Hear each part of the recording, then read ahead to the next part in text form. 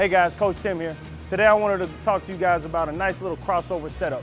So you guys have seen it in the past with guys like Allen Iverson, Tim Hardaway, a few others similar to like Tony Parker. We're really just trying to work on just having a nice little balance, nice low crossover to be able to really shift the defender, moving laterally and also getting him back on his heels to be able to create separation just to get us into the flow of our shot.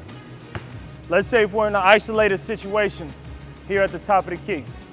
One of the biggest things, going back to the rhythm dribble, is you want to just try to wind them up. So it could be a simple cross-cross, it could be through, behind, whatever you prefer.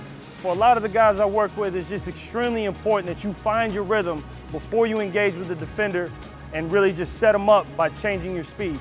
In this situation, what I'm trying to do is I want to go with a nice little slow crossover. So it's similar to a double cross, but when I exchange it here, I want to throw it right back into the hand, and I want to speed my feet up.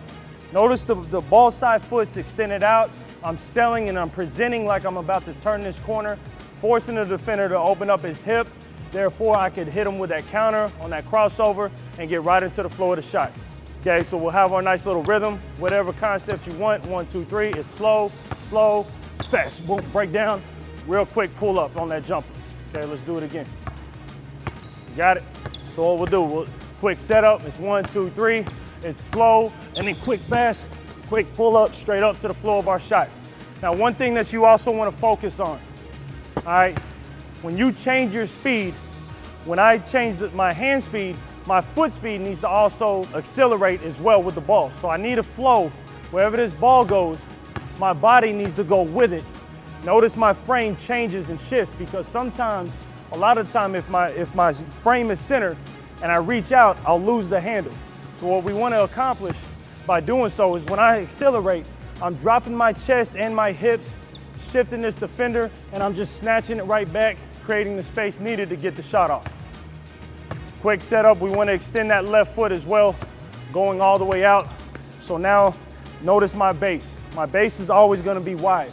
A lot of you may have trouble when you're snatching this ball by keeping your feet too close together, which won't allow you to really create the distance needed once you get it back to your shooting hand.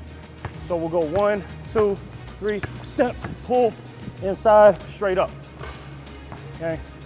And another thing just to focus on as well, when you're working on these drills, make sure everything is game speed. It's okay to mess up from time to time, but the only way you're gonna master this is not just by going full speed in a one-on-0 environment, but also, like I said before, having a defender in front of you just so you can be able to react and work on your anticipation skills as well.